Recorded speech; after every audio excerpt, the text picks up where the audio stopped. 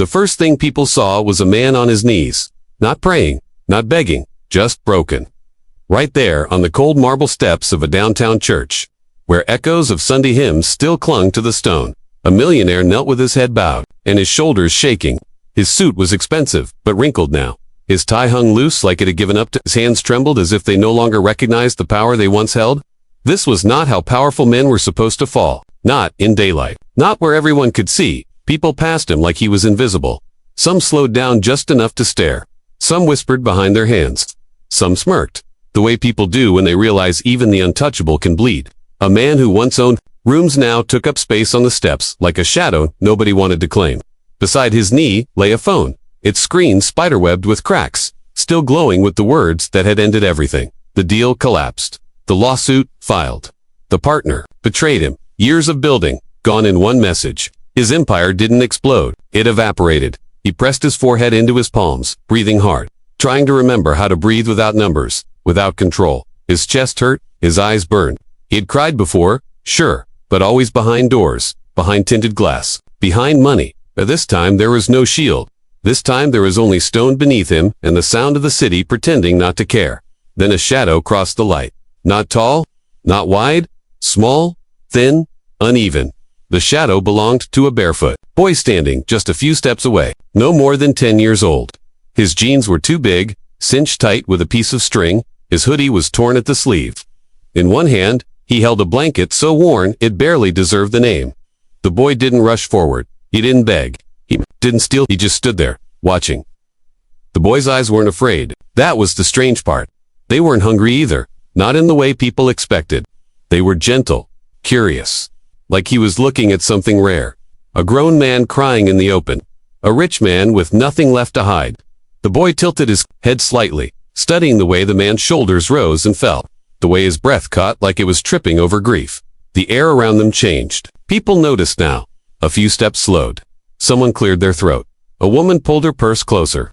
A man muttered under his breath, "Get away from him." Another person reached out, fingers grazing the boy's sleeve like they were about to move him aside. The unspoken rule of the city rose up fast and firm. This space did not belong to children like him, especially not near men like that. The boy felt the tension, but didn't step back. His grip tightened on the blanket. He swallowed. Once, small shoulders lifting with the effort. Then he spoke. His voice was soft, almost apologetic, like he was afraid of asking the wrong thing. "Can I hug you?" The words didn't land loud. They didn't need to. They cut straight through the noise of traffic and whispers and judgment. The millionaire froze. His hands lowered slowly.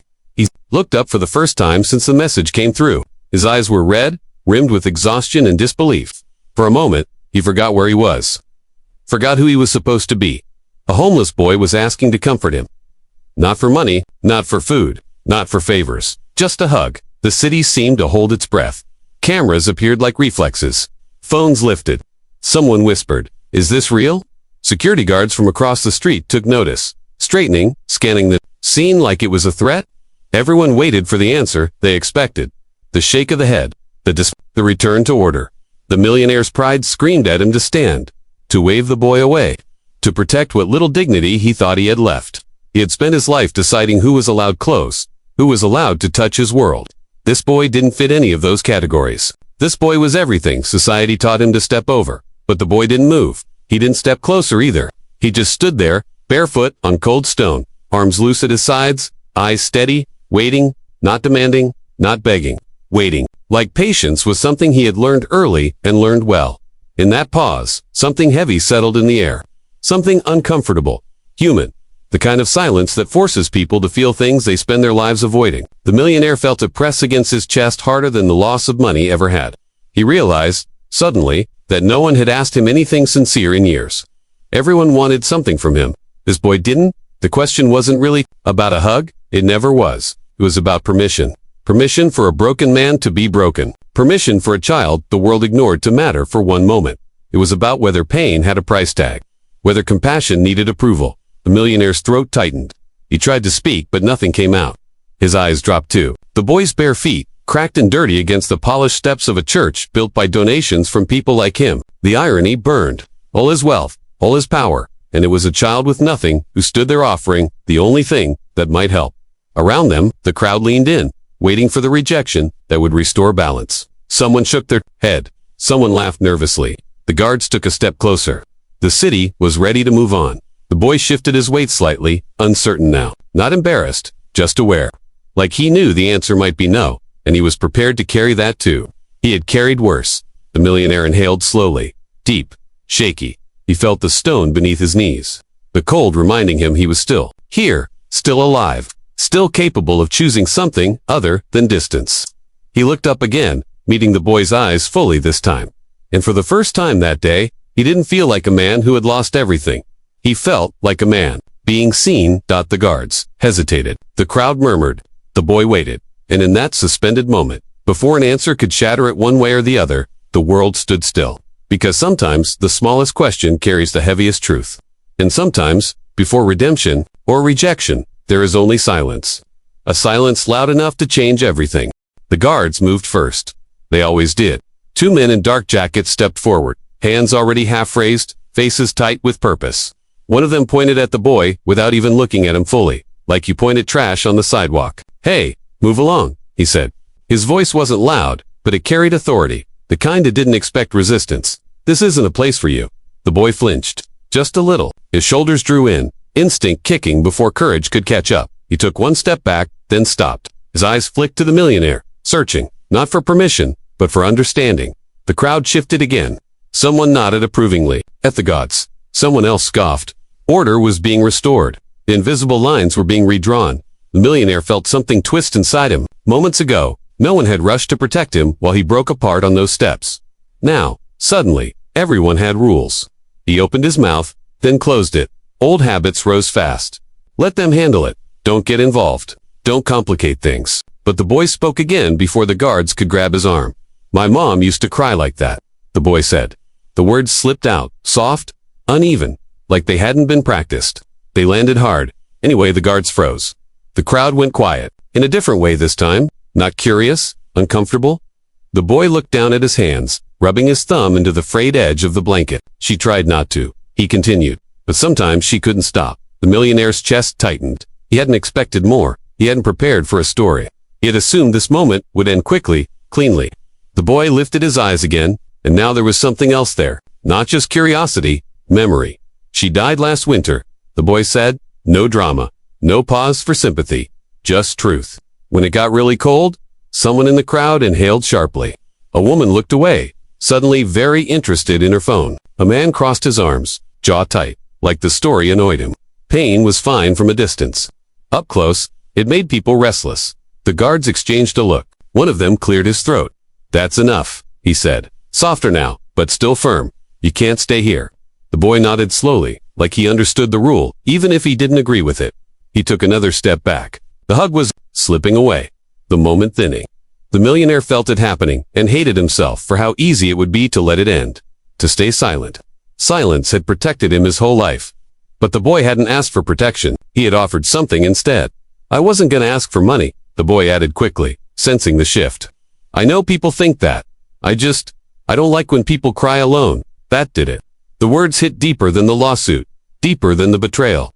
Cry alone. The millionaire realized that was exactly what he had been doing, surrounded by thousands of people who knew his name, and not one who cared enough to sit beside him. He had been powerful, admired, envied, and completely alone. The guards stepped. Closer now, urgency, returning. One reached for the boy's shoulder. The millionaire stood abruptly, movement sharp, surprising even himself. His knees protested, his head spun, but he was on his feet, body between the boy and the guard before his mind caught up. "Wait," he said. The word wasn't loud. It didn't need to be. Authority recognized authority. The guard's hand dropped, uncertain. The crowd leaned in. Again, phones rose higher. This was becoming something messy. The millionaire looked down at the boy. Really looked this time. The dirt on his cheeks. The way he stood straight, even when everything told him to shrink. "What's your name?" he asked. The boy hesitated. Names mattered. Names got remembered. Names got called by people who didn't always mean good things. "Marcus," he said finally. The millionaire nodded like that meant something important. "Marcus," he repeated, tasting the name. Then he looked at the guards. "He's not bothering anyone?" One guard shifted his weight. "Sir, we're just trying to—" "I know what you're trying to do," the millionaire said, cutting him off. His voice wasn't angry. It was tired. "But give us a minute." "A minute?" That was all. A small thing. The crowd murmured again. Some people frowned. Others smiled like they were watching a movie. Nobody stepped in. They never did. Marcus glanced around, suddenly aware of how many eyes were on him. The attention pressed down hard. I can go, he said quietly, already preparing to disappear the way he'd learned to. It's okay, the millionaire felt, the old reflex rise again. Let him go. Don't get involved. This isn't your problem. Another voice pushed back, louder now. Since when had it ever been your problem to decide who mattered? Stay, he said instead. The words surprised them both. Marcus stayed. The guards backed off a step, not happy, but cautious. The tension didn't disappear. It thickened. The millionaire crouched slightly, trying to bring himself closer to the boy's level.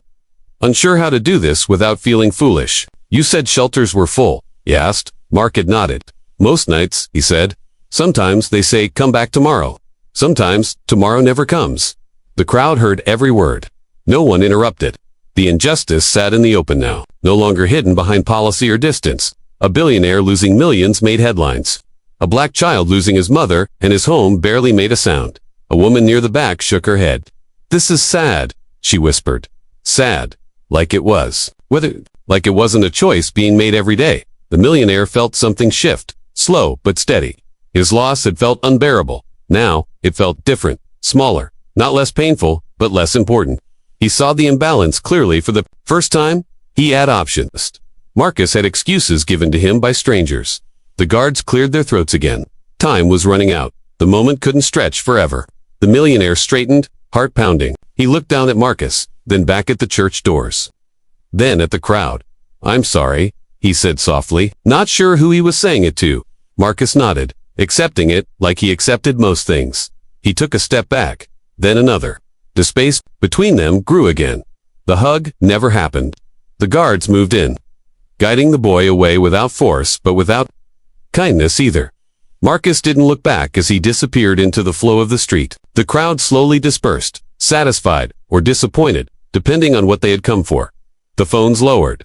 The city exhaled. The millionaire stood alone on the steps once more. But something was different now. The silence felt heavier, louder. The question still hung in the air, unanswered, refusing to fade. And as Marcus vanished from sight, the millionaire realized the moment hadn't ended. It had only begun. The city didn't sleep that night, but the millionaire didn't either. He lay on his bed staring at a ceiling he'd paid more for than most people would earn in a year, and it felt smaller than ever. The room was silent, except for his breathing, uneven and restless. Every time he closed his eyes, he saw the boy's face. Marcus. The way he stood his ground without raising his voice. The way he said he didn't like when people cried alone. That sentence, replayed over and over, louder than the lawyers, louder than the news alerts lighting up his phone. By morning, the loss of money felt distant, not gone, but hollow. He showered, dressed, then stopped himself. The suit stayed on the hanger. He pulled on a plain jacket instead, something he hadn't worn in years. No driver, no entourage. He left his phone behind. For once, he didn't want to be reachable. He went back to the church. The steps were empty, cleaned, erased, like nothing important had happened there. The city was good at that. He stood where he had knelt, feeling foolish for expecting anything else. A janitor swept the sidewalk, not looking up. The millionaire waited, unsure why, then walked away slowly, scanning faces, doorways, corners, nothing. He spent the rest of the day looking, near shelters, under bridges, outside soup kitchens, asking questions that made people suspicious. Hey, rich man, asking about a homeless boy didn't fit anyone's script. Mo shrugged. Some warned him to mind his business. A few laughed. By afternoon, frustration set in. He had moved markets with a phone call. Now, he couldn't find one child. As the sun dipped low, he heard laughter. Soft, brief. It came from behind a soup kitchen, where dumpsters lined the wall like tired guards. He followed the sound and stopped short. Marcus sat on the ground, legs crossed, drawing on a piece of cardboard with a pencil worn down to almost nothing. Around him, a few other kids watched quietly. The drawings were spread out like secrets. Faces, eyes, hands reaching, pain, captured without words. The millionaire felt his chest tighten. This wasn't childish doodling. This was something else. Something raw. Marcus looked up, startled. Recognition flickered, then caution. You came back, he said. The words hit harder than any accusation. The millionaire nodded. I said I would, he replied, though he wasn't sure he had. He had said it without speaking. The other kids drifted away, uninterested in adults with nothing to give. Marcus gathered his drawings protectively. "You shouldn't be here," he said, not unkindly. "People don't come back." "I know," the millionaire said. Then he did. He crouched down, careful, like the ground might reject him. The smell of trash and soup hung in the air. "Those are yours." Marcus hesitated, then nodded. "I draw so I don't forget things," he said. "Faces. Feelings." "Your mom?" the millionaire asked before he could stop himself. Margut's jaw tightened. He nodded once. Silence stretched. The millionaire didn't fill it. He was learning. Finally, Marcus spoke again. "I wasn't trying to be brave yesterday," he said. "I just thought, if someone like you could cry, maybe it meant it was okay." That was the reversal. Not talent, not tragedy. That truth.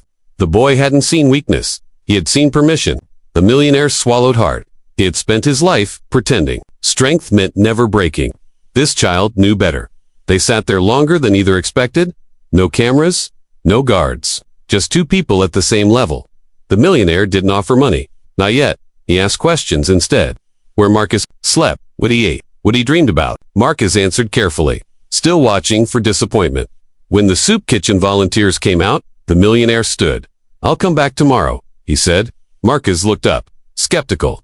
"People say that." "I know." The millionaire repeated, "By will." The next day, he did. And the next, he brought sandwiches, once clean socks, another time. Nothing flashy, presents. That was the shocking part. Word spread quietly. The rich man who sat on the ground, who listened more than he spoke, who didn't pretend to be a savior. One afternoon, Marcus handed him a drawing. It showed two figures, sitting side by side, no faces, just outlines. "Equal. That's you and me," Marcus said. "No one's bigger." The millionaire felt something shift fully then. Power, he realized, wasn't what he had lost. It was what he had misunderstood. He had thought it lived in buildings and deals. But here it was, in a child who survived every day without applause. When he stood to leave that day, Marcus surprised him. "You can hug me now," he said. The millionaire froze. The moment echoed the first, but everything was different. He knelt without thinking, arms wrapping around the boy carefully, like he was holding something sacred. Marcus leaned in, light, but steady. People passed by. Some stared, some smiled. The city kept moving, but for the first time, the power had truly changed hands. The change didn't come with headlines. It never does. It came quietly, in small decisions that added up to a different life. The millionaire stopped going back to the penthouse. It felt wrong now, too high above everything that mattered. Moved into a smaller place near the soup kitchen, close enough to walk, close enough to be reminded, every morning, that comfort was not the same as meaning. People expected a grand gesture, a press conference, a foundation with his name carved into stone. He surprised them by refusing interviews, by saying no to cameras, by telling anyone who asked that this wasn't a story about him. That answer confused people. Some didn't like it. Redemption was supposed to be loud. Instead, he listened. He listened to shelter workers who were exhausted and underfunded. He listened to kids like Marcus, who knew exactly what didn't work because they lived it every day. When he finally gave money, it wasn't a check with conditions. It was trust. Beds, where there had been waiting lists. Counselors, where there had been silence. A small art room carved out of an old building no one wanted anymore. Marcus kept drawing.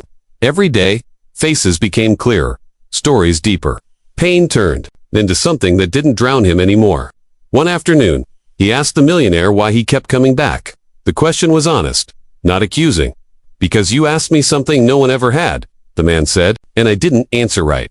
Marcus thought about that, then nodded, like it made sense. Kids understood unfinished things better than adults. Months passed.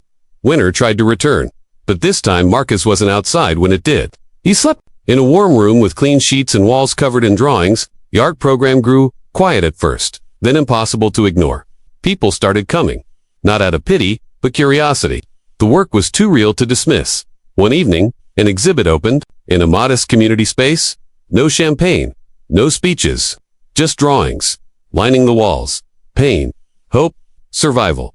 The room filled slowly. Shelter workers, neighbors, a few people who recognized the millionaire and whispered his name like it was a rumor. Marcus stood near the back, nervous. He wasn't used to being seen for something good. The millionaire stood beside him, hands clasped, not in charge of anything for once. When people asked whose work it was, he pointed to Marcus and stepped back. Every time a woman wiped her eyes in front of one drawing, a man stood frozen at another. The power of it moved through the room, quiet but undeniable. This wasn't charity. This was truth. Near the end of the night, Marcus tugged at the man's sleeve. "Remember the church?" he asked. The millionaire nodded. He remembered every detail. The cold stone, the silence, the question that had cracked him open. "You never answered me," Marcus said, not accusing, just stating a fact. The man knelt, like he had learned to do. "Eye level. Equi no," he said. "I'm sorry." Marcus studied him for a long moment, then stepped forward and wrapped his arms around the man's neck. The hug was firm, certain. The millionaire closed his eyes, breath catching. This time, there were no cameras. No crowd waiting for a reaction. Just two people who had crossed a line together and didn't want to go back. When they pulled apart, Marcus smiled. "It's okay," he said. "You needed more time." The millionaire laughed softly, a sound that still surprised him. He realized then that losing his empire hadn't ruined him. It had removed the noise. It had made room for something better. Something honest. As the room emptied, the man looked around at the drawings, at the people who had felt something real. Tonight, he thought about how close he'd come to waving a child away on a church step, how easy it would have been to protect his pride instead of his humanity. The lesson settled deep and stayed there. Wealth could build walls, but dignity built bridges. Power could silence people, but humility invited them to speak. And sometimes, the person with nothing was the only one rich enough to offer what truly saves a life. Not money, not status, but presence. The world didn't change overnight. It never does. But one man did. One child did too. And in that quiet exchange on cold stone, they reminded each other of something the world keeps trying to forget. No one is too small to matter. No one is too broken to be held.